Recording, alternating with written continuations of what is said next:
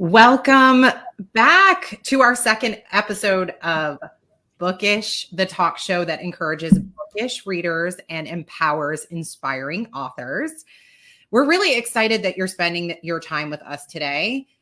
Welcome. My name is Paula Shepard, and I am absolutely honored to co-host this show with my friend and published author, Devin Galladay. How was your week, Devin? What feedback did you have from our first episode? I don't know if I had any particular feedback. What I do know is I'm a book nerd. So this is something that I love. I can't think of anything more exciting than sharing my passion for literature and reading and knowledge. So, I'm glad that we're here. I think we're just going to keep getting better and better and better. And thank you for doing this with me, Paula. It's wonderful.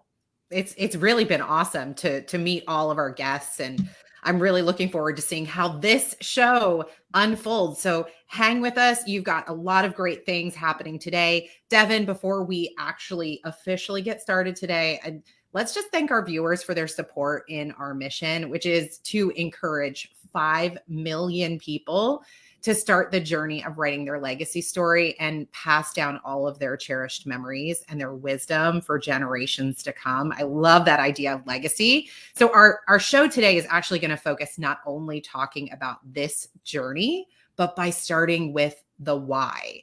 We're going to explore how writing has changed lives, not just for the reader, but also for the author. We've got 2 award-winning authors here today that we've invited to Bookish to share their why and how their organizations are making an impact.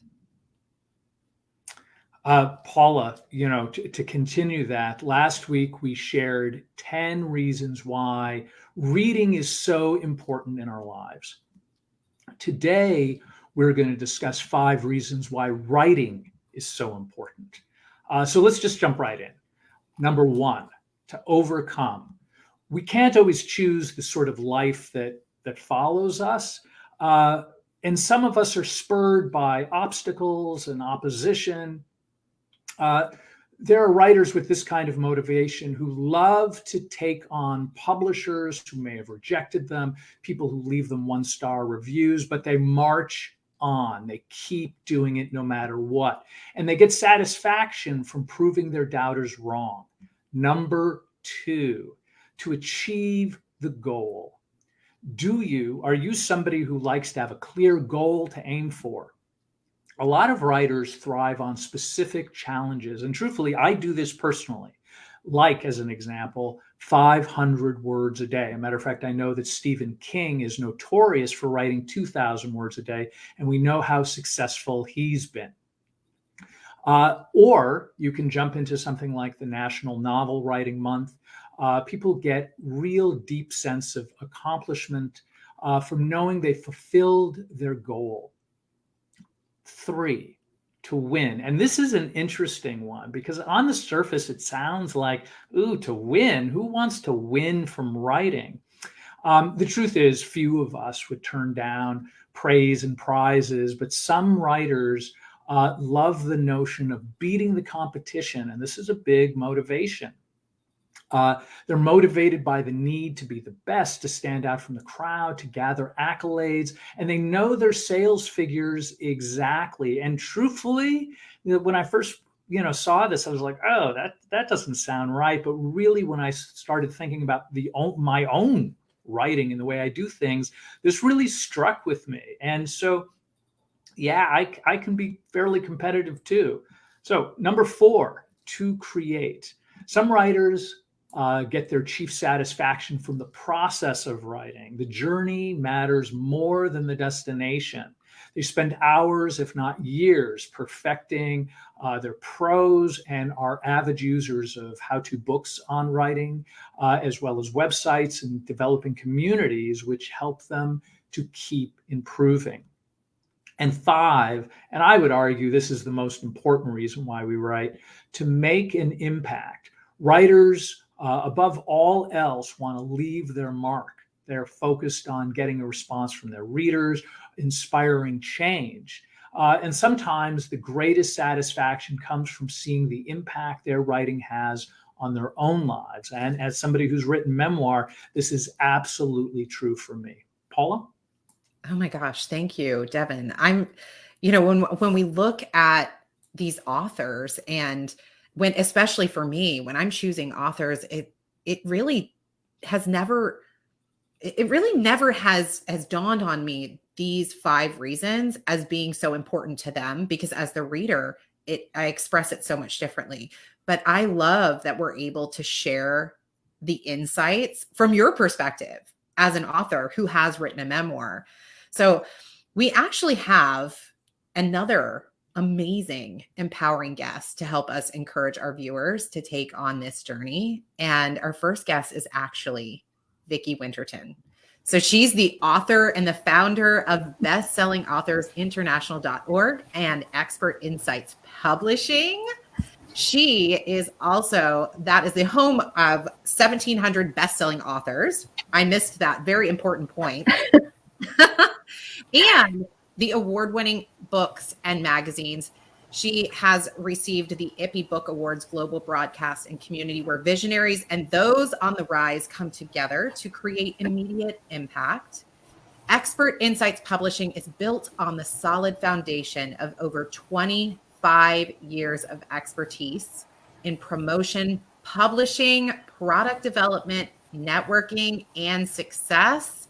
Viki has created two global coaching and writing networks, broadcast shows, 3 award-winning magazines. I'm getting even more excited as I'm sharing her with you. Besides Expert Insights Publishing, she has the proven formula needed to enhance your presence, empower your vision, and really expand your influence for success. Welcome, Viki. Thank you so much for inviting me. This is wonderful. So okay. So first off, I have to spit this out. Viki helped launch my book. With her help, I went to bestseller in multiple categories in several countries. She's absolutely fantastic. I love having her here. She's one of my favorite people, period. I'm so sorry for buttering you up, Viki, but I can't help myself. So Viki, you have heard our mission about encouraging 5 million people to write their legacy story by being an author like yourself. Can you share with aspiring writers what and who inspired you to become an author, and why that matters? Well, it was rather interesting. I was asked to be part of a book anthology. And at the time I was developing a coaching community, because before that, my background was coaching CEOs and teams of Fortune 500 companies. So I wanted to put together a coaching community. And at the same time, I was approached to be in an anthology where they have multiple writers, for those that may not be familiar. And I was so scared. I had been traveling all over the world, and I've been doing it for several decades, and I thought I didn't have a story to tell, So I gave it away. I decided with my coaching community, if I have a contest for the position in this anthology, I'll collect enough content to populate the coaching community. And that's exactly what happened. People entered from all over the world. We had 300 top coaches to beginning coaches with great stories, and we and the publishers picked a winner, and they win in the book. And that was about, for me, 24 best-selling award-winning books ago. So it works. You just have to know that your story is important.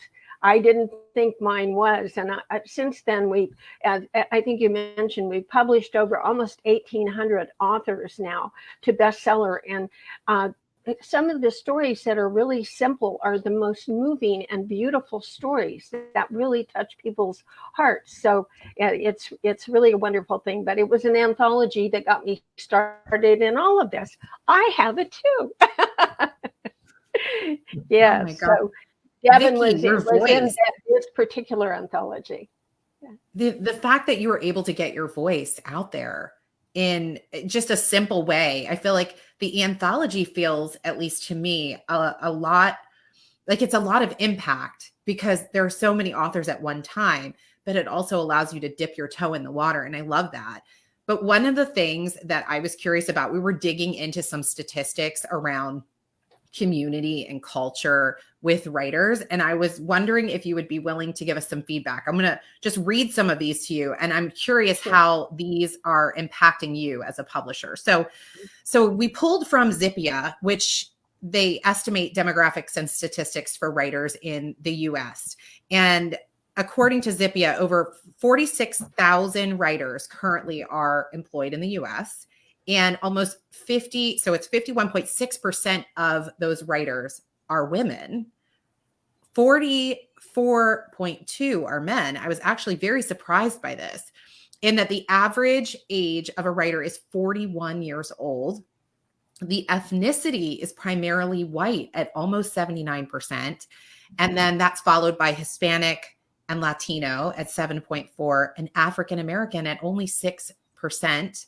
That the majority of writers are actually located in New York and California. So primarily New York, and Los Angeles, California. So what do you feel like these statistics speak to in terms of you being a publisher, and how could we encourage more diversity in publishing today?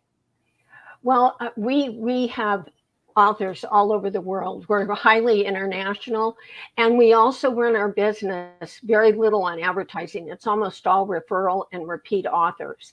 So I would say that those stats probably don't hold up quite the same for us because being international, and also probably the stat that holds up the least for us would be that authors only come from really big cities, because we find that we have authors all over, and we have authors that are from all parts of the US and spread out all over rural areas, city areas.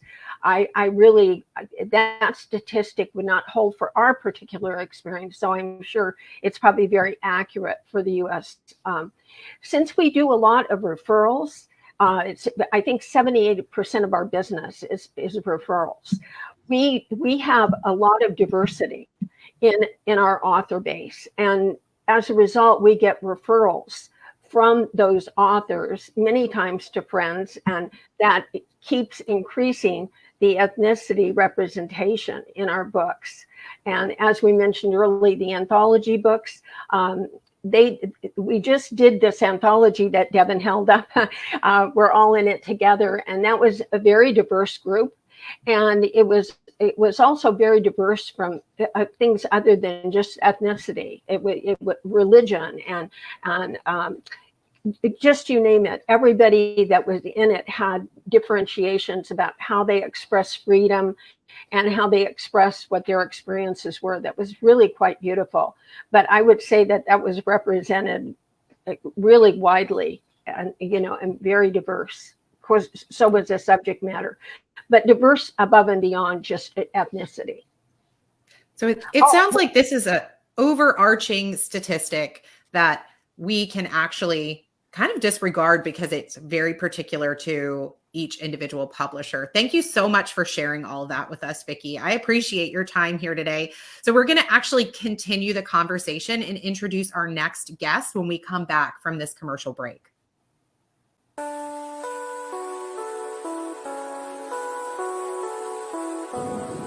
Brian Tracy once said that optimism is the one quality most associated with success and happiness more than any other. Courage, enlightenment, and happiness.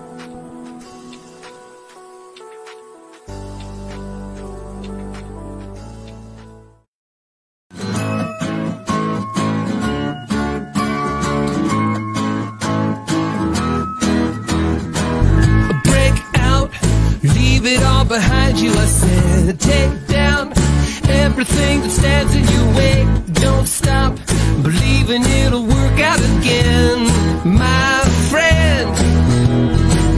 Stand out and be a part of everything good. Wake up, you're gonna be all that you should. Try out all the things you always wanted to be. You'll see, 'cause I know what I know, that you've got it in you, and I see that you are a winner. The blue skies there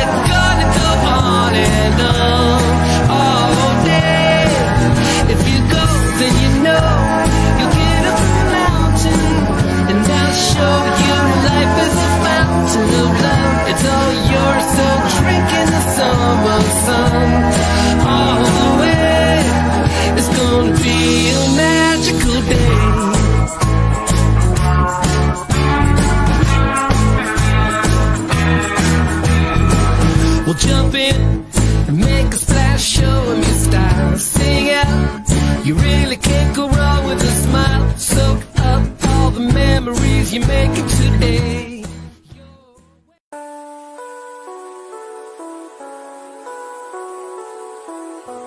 One of my favorite quotes from C.S. Lewis is, "You can't go back and change the beginning, but you can start where you are and you can change that thing." Empower, encourage, enlighten.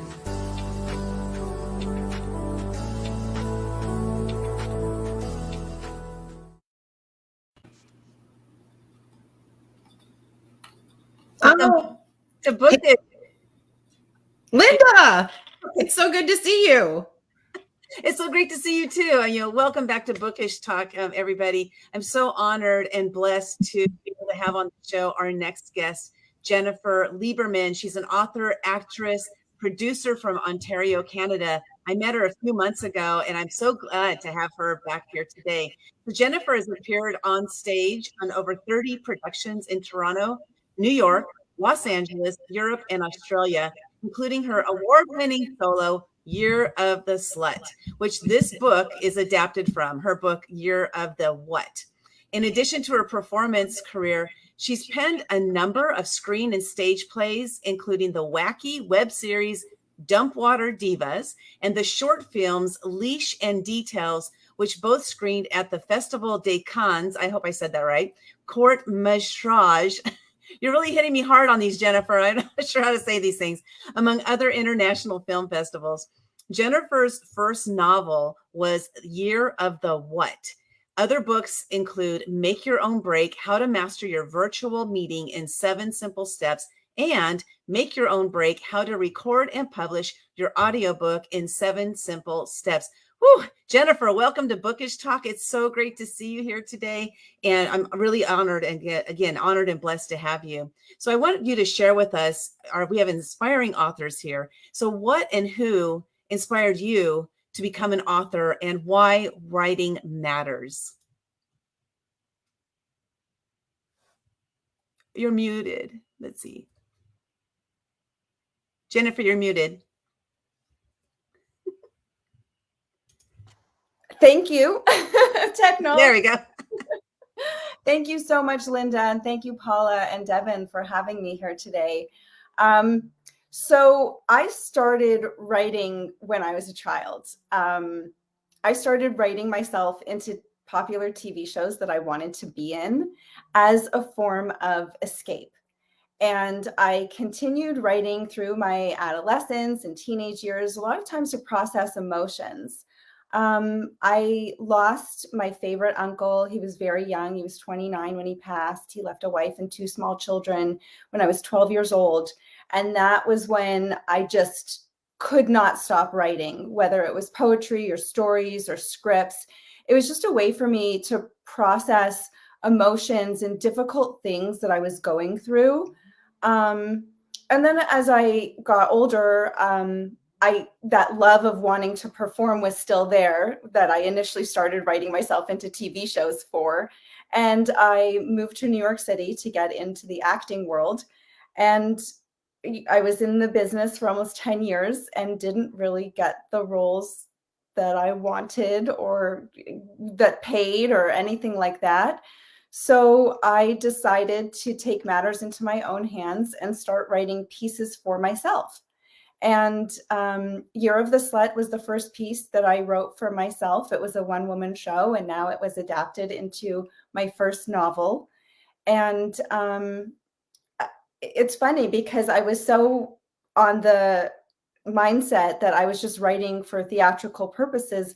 I didn't think I was going to write a book, but when somebody suggested that the story was a fun, great feminist piece, that it could do well as a book, I was like, well, okay, it could be another opportunity to get myself out there and could open some doors. So, but also it's still in the vein of processing emotion. Even both of my short films, Leash and Details, I wrote processing. I write in metaphor. I say that I write my emotions in metaphor, and it's just a way that I process things that I'm going through in my life. that I don't necessarily feel comfortable talking about with people. That's fascinating. And it's interesting because, there are oftentimes tragedies in our life that lead to, something like that. So, thanks for sharing your story on that. I'm curious, you have a book called Make Your Own Break, How to Record. Oh gosh, these messed up on my screen here. Sorry about that. How to record and publish your audio book in 7 simple steps. So what struggles did you personally have to overcome, to be the empowering person that you are today? Yes. So I started this company, Make Your Own Break. After the success of my one-woman show, I realized, oh, wow, I have so many actor and writer friends in the same position as me where we can't get a foot in the door. And I got my foot in the door by creating a vehicle for myself. So I've always had that kind of take back the power attitude. So that's how the company started. And then, yes, as I was getting ready to launch Year of the Wet, a friend suggested during the lockdown, well, you might as well record your audiobook. You're stuck at home. You're an actor. You did all the characters on stage. Why don't you do that for the book? And I really messed up so many times. I had to throw the entire first recording out. I spent about 2 months recording the first take, I guess, of the audiobook, and it was kind of a disaster. But I learned so much from making those mistakes, and then I re-recorded it, and that went very well. And the same friend who suggested that I record the book suggested that now that I have all this experience, I could help other authors and encourage other authors that they too can record their own audiobook with little to no resources. And that's also one of the philosophies of Make Your Own Break, is that you don't need the, $10 million to make your feature film. Maybe raise $2,000 and make a short film and get it into some festivals. And then you can network with some people and start climbing that ladder towards the $10 million film. It can take 5 years or 10 years to get there, but everything starts with that first step. You know what I love about this is, I'm all about taking action, inspired action, messy action, whatever. Just take some freaking action, right? And so what I love about this, Jennifer, is that you were like, there's ways that we're told to go, but you were like, you know what, that's not going to work. So you just went in head first. And I hate that word, by the way, but I attempted to record my own book. And I played it back and I was like, oh my God, that is so awful. You can tell I'm reading the page. And so I'm curious, do you feel that, how much do you feel that your acting played into you being able to, audiobook your own book in a way that really is enticing? And you have some really great, why don't you use one of your, one of your dialects that you use in answering this question? I totally had a leg up on doing it, but in my book, I give some exercises that help you. It's so unnatural to read at length and record it. Even people who are professional actors, professional broadcasters. As an actor, I do vocal work every day. I do vocal exercises, I do tongue twisters, I do articulation exercises. So I actually have exercises in the book, and I suggest that before you even attempt to record your audiobook, you are consistent for at least a month doing doing vocal work every single day, and also to build up your vocal stamina. So for the first week, you're only doing about 5 or 10 minutes a day, and then you're working up to a half hour a day. And then the other thing I suggest is only do one chapter at a time. To do any more than that is just ridiculous. And to think you can do one chapter every single day until the book is done is not realistic either. You have to take breaks because you can injure your vocal cords. People don't realize that, but you can actually physically hurt yourself. So I map out a very realistic timeline of several months and expect it to take several months to do this. And you don't have to do all the voices and the accents and everything that an actor would do. I think that everybody is has the power to tell their own story, and the passion they have. If you had that much passion to write a book and put it out there, you're definitely passionate enough to record your own audiobook. And it'll just take a little bit of practice. I also suggest the chapter that you're going to record that day, read it aloud at least 2 times before you go in your little booth to record. And I didn't do it in a professional studio. Like I said, I did during lockdown. I created a cocoon with blankets and comforters in a closet draped over the bar, you know, to put hangers on. So you can do it a la cheap and just pace yourself and give yourself a little practice and find some resources out there that can help you, because there are plenty, especially with the internet now. Oh my God, I love that. I would love to see a picture of that, of your studio. You know, Oh, you the have, studio. I was like, look right there. No, the studio, I don't have it up anymore because I just had to empty out a little closet, cocoon in there. I put a little table, a little chair. I had my laptop that I was recording on. I bought a $50 microphone, a $20 pop screen. Pop screens are important because our mouth makes a lot of sounds that we can't pick up on when we're having a dialogue with somebody. But when it's just an audio recording, there are a lot of clicks and pops that are very distracting.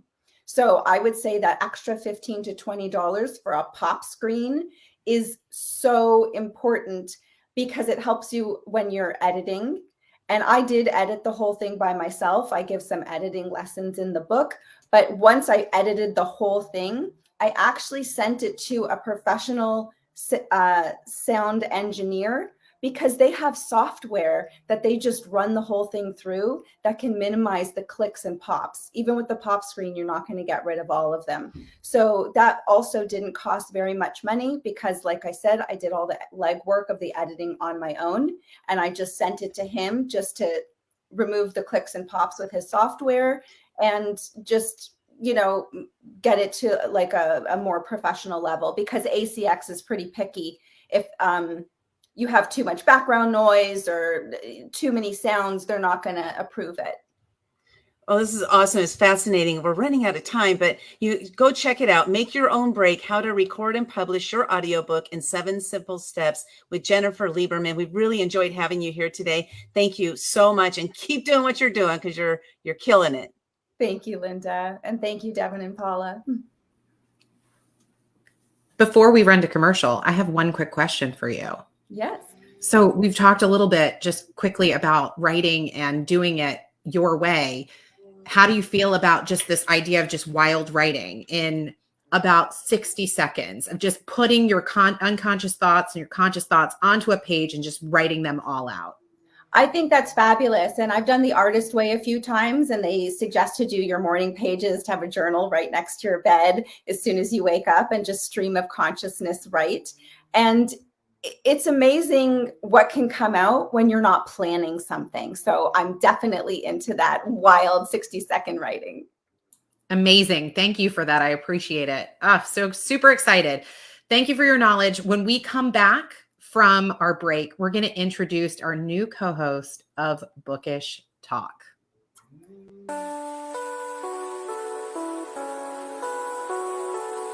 An empowering quote from Nelson Mandela stated, "The greatest glory in life lies not in never failing, but rising every time you fall. Encourage, enlighten, and empower."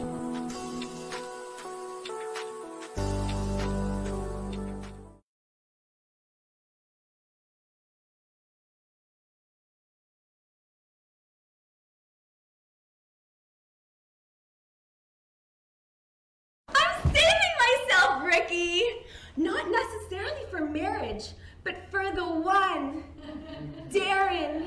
Don't listen to what your parents or Republicans tell you about sex. It's not bad or wrong or dirty. It's literally the driving force of the universe. Think about it. How the fuck did we all get here? Time to ride more horses. Even if I graduate, even if I get my degree, I will not be making the kind of money I make in that dungeon in Chelsea. I make lawyer money. If these guys are stupid enough to give it away, I sure as hell was smart enough to take it. Love is bullshit. There's no love. There's hard work and hard life. Or easy life with rich man if he not asshole. Yeah, right. Whoa. You gotta leave right now or I can't be held responsible for what happens.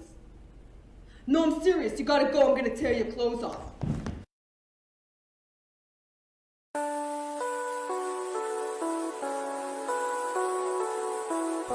Professional boxer Muhammad Ali stated, "Don't count the days, make the days count. Encourage, enlighten, and empower."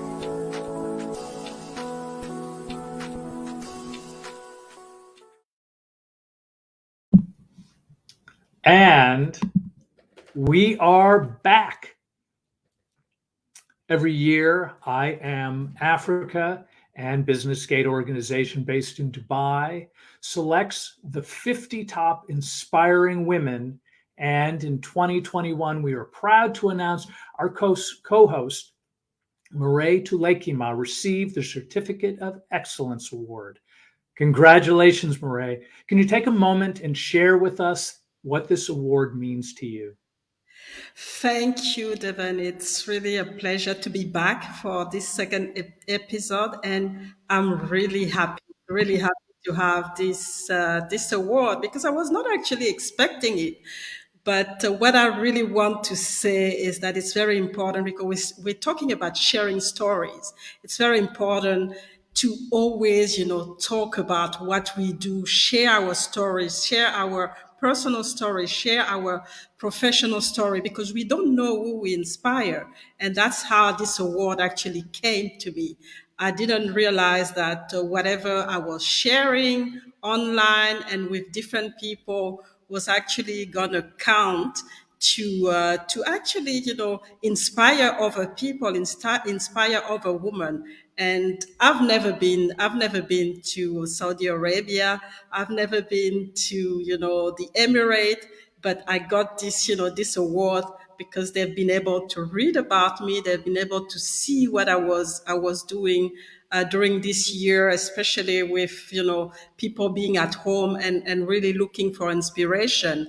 And that's basically how it came. And I'm really, really happy to have that and to share that, because I really want to encourage people to continue to work hard, to believe in themselves, and also to share their story, to share what they do, so that people can appreciate and people can be inspired and do the best that they can be to become the best version of themselves. That is beautifully said, Ray. Now I want to switch gears and welcome our new co-host to Bookish Talk, who is Tim Kellis, author of the book Equality, The Quest for the Happy Marriage. I hope Tim's got some secrets for us. Tim is a renowned Wall Street analyst that takes on what is probably considered one of society's biggest problems today, which is divorce. The journey that led him tackling such a significant issue was both personal and professional. After a successful career that eventually landed him on Wall Street, Tim met what he thought was the girl of his dreams, only to see that relationship end with bitterness and anger. The journey included work with a marital therapist, and after he discovered the therapist wasn't really helping, he decided to tackle the issue himself. He is here to teach couples how to create a lifelong marriage. Welcome, Tim. Thank you very much, Devin. I appreciate that intro, and I really appreciate you all giving me an opportunity to come here and to do this with you guys. This is fun.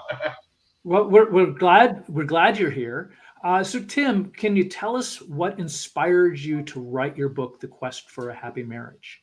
And as we've been going through this conversation, I've been thinking about even more elaborate. I'll be quick as I can, but at the end of the day, I think I have read about 1,000 books, all nonfiction. I have been curious for learning my entire life, and that education is actually what landed me on Wall Street, where I've actually written research reports. If you don't know what a Wall Street analyst does, we basically follow industries and then companies within those industries.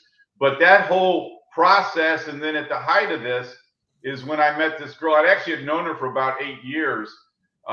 She was actually in my same circle of friends. We always had relationships, though. She always had a boyfriend, I always had a girlfriend, but we got together and we fell in love. And one more thing about my background is when I was 12 years old, I told my mom I wanted to be a Catholic priest when I was 12 years old.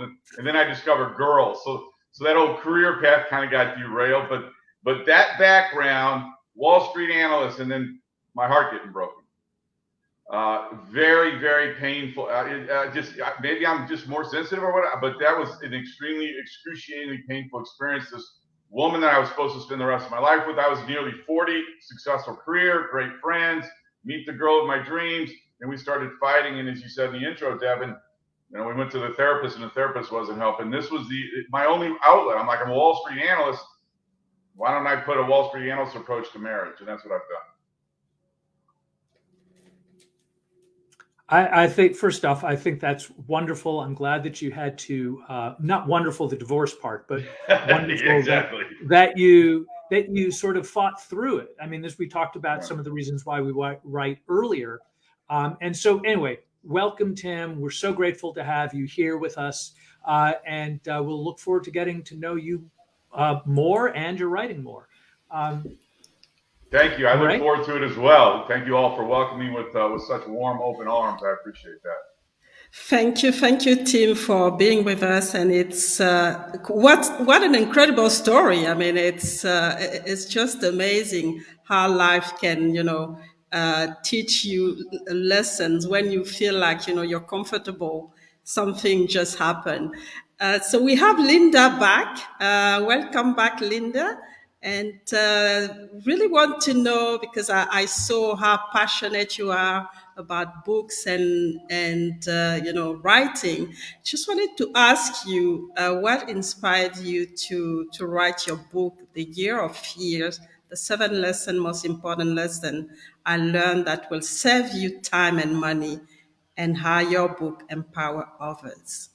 Awesome. Thanks, Marie. And unlike Tim, I did not read thousands of books. I've never been a reader. I've never been a writer. I've always said my whole life, I said, I'm not a writer. I'm not a writer. That was kind of my thing. And in 2015, I realized I needed to do something different in my life because I had so many fears that were stopping me from living. And so I was 51 years old. And that morning, January 1st, 2015, I said, I got to do something different because I want a different life. So I decided to face a fear and break through one every single day, 365 days in a row. As you can imagine, it was a scary year for me. Well, at the end of that year, my mentor, Greg Reed, he's actually the one who wrote the foreword of the book, Greg Reed, he said, oh, that's cool that you broke through a fear and everything, but what are you going to do about it? And I was like, what do you mean? What am I going to do about it? I think that's plenty. What else do I need to do? You need to write a book about it, because who breaks through a fear every single day for a year? You're going to really inspire people to do something different with their life. So my mentor is the one who inspired me to write the book. And I got to tell you, if it hadn't been for him saying that, I would not be sitting here today. I would not be publishing books today. I would not have written all the books that I have written, and I would not have done what I have done. So it's really awesome because breaking through fears every day will change your life. It will change your life. And it completely changed my life and who I am, standing here today, being able to be here on a show with you people. I mean, it's incredible to think what I've done since doing that. Wow. And that's really the process. We really have to be stretched and have this fear coming up to realize that, it is here for us. It's not here to destroy us. We have to go through this, being molded and sometimes being at the rock bottom to really understand that this is the way to rebound and to go to the next level. So thank you for sharing that with us, Linda. And up to you, Levin. Oh, well, thank you. First off, Linda, I think what you've done is absolutely amazing. Since you have defined yourself, and by the way, I have my own sort of I'm not a writer's story, but let's focus on you. writing is challenging at best, right? There's some work involved. What do you think, as somebody who's calling themselves, I'm not a writer, I'm not a reader, what do you think was your biggest challenge in writing the book, the act of writing the book, and how did you overcome it? And did you? Oh, great. Yeah, great end, right? Because did you? Well, it's interesting because one thing I really discovered when I started writing the book is I was a starter. I have spent most of my life being a starter, not a finisher. So I started writing the book for a year. I wrote it in notepads. I wrote it on napkins. I wrote it all over the place. I put it on a computer and then I couldn't find the files. I started writing my book almost every week for a year. And then somebody gave me a process that helped me to really hone it in and finish it. Because I was like, I have to finish this thing. And so in a week, I sat down and I wrote the book in a week, and then I published it the following week. And it was just, I needed those tips, right? Those tools in order to be able to finish it. And so lots of obstacles, all my obstacles were here. They were in my head. I'm that kind of person who I used to beat myself up all the time mentally. And I did it, throughout this entire process. Even though I had broke through a fear every day, I still have fears and I still face them. And I still use my techniques. I'm actually working on my TED Talk right now that's going to be talking about, breaking through fears, because I, have a lot of different things that I learned throughout that year. And it's really, the thing is that we can talk bad about ourselves all we want, but the reality is that we are brilliant. Every single person on this planet has a tremendous amount of value to offer, but we need to get out there and share it with the world to make the impact that we're here to make. So go take that first step and just do it. Do it messy. Don't worry about it. Don't judge yourself. Just go out there and do it. By the way, I think that is some of the best advice you're ever going to get in general. So when we come back to Bookish, we will share our Bookish recommendations for our Bookish Club members. Come back with us.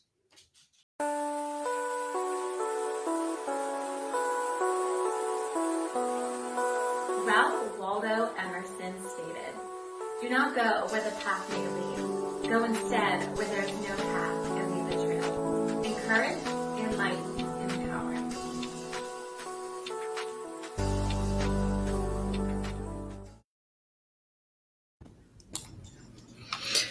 Welcome back. This is one of my favorite times of the show. This is our Bookish Club, and it's our segment when our co-hosts get to share their own personal book recommendations with the mission of encouraging our viewers like you to expand their reading genres just by adding a little bit of variety to your reading list. So, Linda, I am excited to hear what you have picked out. Think and Grow Rich for Women. And, the reason I selected this book is when I started my entrepreneurial journey, it was like 7 years ago. And everybody was talking about this book called Think and Grow Rich, Think and Grow Rich, Think and Grow Rich by Napoleon Hill. It was written back in the early 1900s. And that book still applies today. So I bought the book. I picked it up. I started reading it. And it was so hard for me to read through it because it was like dense reading, and while it had great information, my brain wasn't able to really comprehend it. I was new on my entrepreneurial journey, making my way through it. So I heard about this book called, Think and Grow Rich for Women by Sharon Lechter, who I've had the honor and pleasure of actually connecting with Sharon. I've worked with her on occasion, and it's really awesome to know that the person that wrote this book that really was a transformational book in my life, that she is somebody I have access to. Now, here's the thing. When I picked up this book, Think and Grow Rich for Women, which is a takeoff of Napoleon Hill's original Think and Grow Rich, but this book here is written from a woman's perspective and in today's language. Now you've turned that whole book around into something that I can read, and I read through it in 2 days. Since then, I've probably read it about 10 or 15 times. I'm in the process of reading it again. I have my bookmark in here, reading it. And I'll tell you what, this book, if you're a woman who has tried to read Think and Grow Rich and you're like, oh, that just doesn't fit for me, pick up this book and read it. You'll be glad you did. So I want to read just one of the quotes that she has in here. She mentions Burning Desire is the first chapter in Think and Grow Rich. Do you have a burning desire? You know, we hear Les Brown say, you got to be hungry. Now that's all about having that burning desire in your gut, in your belly, right? So one of the quotes she has in here is, I was a woman with a mission and single-minded in the pursuit of my dream. That was by Estee Lauder. And the thing is that when we have a burning desire for something, we're much more likely to attain the goal, to achieve the results that we want, because we're able to stay on task. So find that burning desire within you and keep going, but get Think and Grow Rich for Women to help you to figure out how to find that burning desire. I'm super excited to grab this one. Murray, how about you? What are you recommending this week? Oh, you're muted. I'm not going to change. I really love this book, Make It Happen by Jordanna Levin. I always go back because it's really a practical book that we can all use to make things happen into our lives. So she came up with a simple equation that she tested herself with, whatever was happening in her life, and then realized that she could actually manifest anything that she had into her head. And she basically go through all the knowledge that we have, around manifestation, the law of attraction, and all the blockage that we still have, even when we have knowledge of this law of attraction. And she managed to come back, not being a mathematician or a physician, she managed to come back with this equation that is really important. And she tested it herself. She started to analyze her personal life, started to analyze, how things were going and the process that she was actually going through when she was analyzing what was happening to her, all the results that she had into her life, personal life, but also a professional life.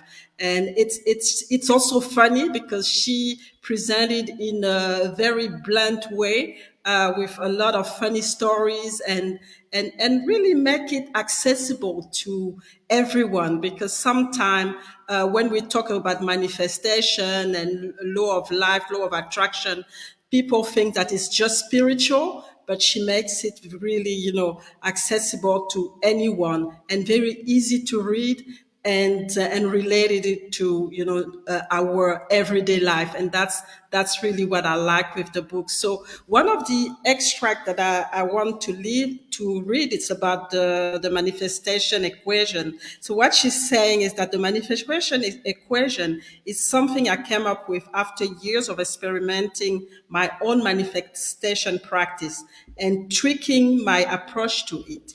And only when I apply each of the equation 4 parts, there are 4 parts in this equation, to my practice, I receive the result I've been searching for.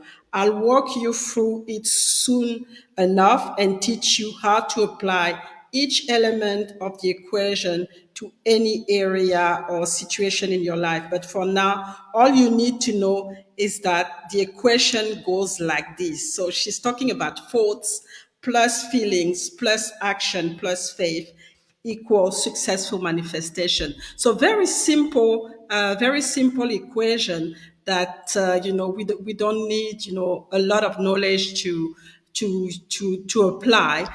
And I think it's a very positive message because she's basically telling us that we can all manifest the life that we want, all the dreams. We can get stuck, but there's always a way to get out of it and get to a better place. So that's really.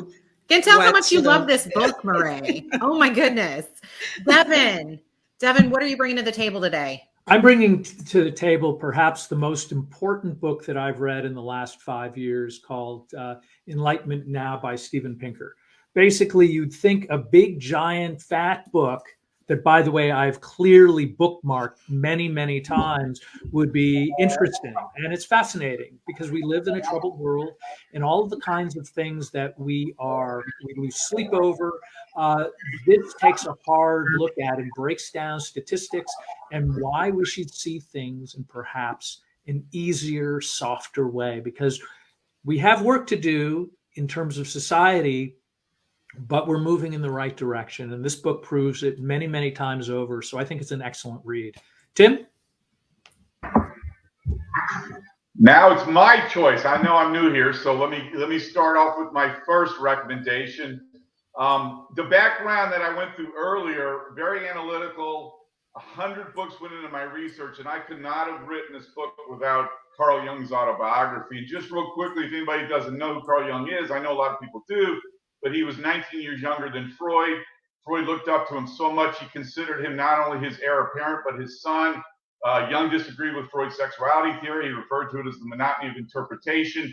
And Jung and Freud split in 1912. And Jung actually went much further than Freud did to figure out how the mind works. And the point, the reason why I'm recommending this, 20% of my book is a summary of this book. It's interesting, the two books that were just recommended, they're spiritual books, they're Enlightenment books. And I consider Carl Jung's autobiography the seed of which the spiritual community has grown from. In his autobiography, for example, he talks about the age of Aquarius. And that is obviously something that came out. This book was published in 61. That message came out in the 60s. So, and I'll keep it short, but I think anybody that wants to get a grasp of how the mind works, he also gives exposure on what Freudian basically introduced into the industry. This is a great foundation book in order for you to get a grasp around what's going on inside your mind. And just to finish, my favorite Carl Jung quote is, the goal is to make conscious what is unconscious, or else it appears as fate. And what he's saying in that quote, if something happens to your past, when you get into psychology, you realize, as we know, as a society is developing, it's really our upbringing that gives us our state of mind as adults. And our past is what influences and coming to terms with those, or else it becomes fate. If you don't bring down into awareness your past and the mental anxieties caused from that past will continue to influence you and will actually become fate today. So love his autobiography. It's a great foundation for any spiritual journey that anybody's on. This is incredible. I love all of these recommendations this week. I'm going to quickly just share mine. So one of the books that changed my life is called The Power of Receiving, and this is by Amanda Owen. And the premise of this book is really about how receiving is so much more difficult than giving. But the idea here is the cycle and the idea that it feels really emotionally risky for us to receive, and the shame that we feel by really opening ourselves up to the possibility of that. So I love this book absolutely so much because of the simplicity of it. And there's a quote that Amanda Owen actually uses at the beginning of her book that isn't hers, by Lawrence Lieberman. And it's just, the difference between a helping hand and an outstretched palm is a twist of the wrist. And one of the most poignant things that I believe that she says in this book, I'm just going to read this quick little note for you because I want you to be enticed to go grab this book today. Also, it's fantastic on audiobook. So she just says, receiving is so much harder than giving. It really can be emotionally risky. It requires us opening up to a possibility or desire that may not be fulfilled. Giving is easy. Not only do you get to showcase your more saintly qualities, but also your ego enjoys the reward, the payoff of giving.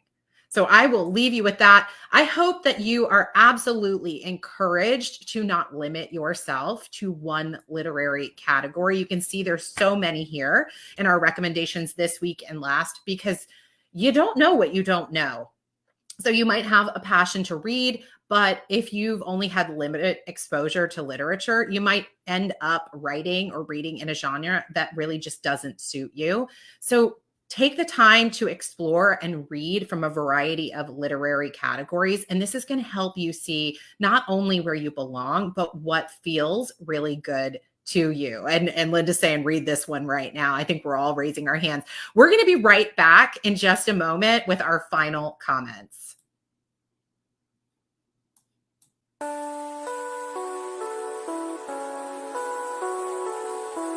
Famous inventor Thomas Edison stated, "Genius is 1% inspiration and 99% perspiration. Encourage, enlighten, empower.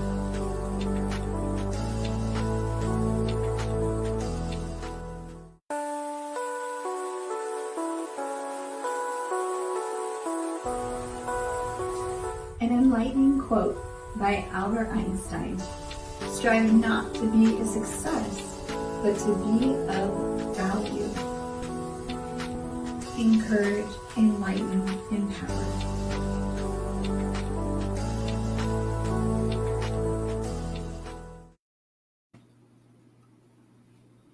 Oh, we're muted. Now we're back. And now I'm unmuted. So I want to thank Viki Winterton and Jennifer Lieberman for sharing their mission and vision with us today. I know that, is Viki here? I don't see her here, but you can track her down at Expert Insights Publishing. And Jennifer, can you share a final encouraging and empowering thought with our viewers and let them know quickly how to follow you? Yes. Well, my slogan for Make Your Own Break is stop waiting, start creating, and make your own break. And I think that is my life philosophy. So I'm so grateful to be able to share it with you. And everyone can find me at makeyourownbreak.com and on all social media at I am Jen Lieberman. Thank you so much, Devin and Paula. This has been wonderful. Thanks Thank you for again. being here. Thank you for joining us on Bookish Talk. We hope that something we said encouraged, enlightened, or empowered you to begin the journey to write your legacy book, to join our Bookish Club, and to begin your own journaling. Paula? So tune in next week. We're going to share some interesting tips on choosing a title for your book and how to create your own writing schedule. Just visit our website at thrivingwomen.com and hit subscribe. Also leave a question or a comment in our live chat, and we will see you next week. Choice and opportunity, the foundation of the Capital Choice mission. We believe everyone has the choice to take control of their own financial independence, and we want to give more people the opportunity to achieve their goals. At Capital Choice, we help make financial wellness a reality, and you can be a critical part of the charge, a part of something bigger. Our associates are more than just salespeople to us. We're a team, a family that supports each other, and we have fun doing it. We want you to succeed. So we offer mentorship and training to help you get comfortable with the industry and serving clients. Our goal is to get you to a place of independence, to be in business for yourself. You choose how to grow, and we'll never take that away from you. Your business focus, how you build your team, how you serve clients, how high you climb, full-time versus part-time. The sky's the limit, and we'll be there for help and support along the way. At Capital Choice, we are passionate, empathetic, real. We give everyone equal opportunity, but you have the control and make the decisions. Want to see what you can achieve with more choice and opportunity? Join our team and find freedom with Capital Choice. Your business, your choice.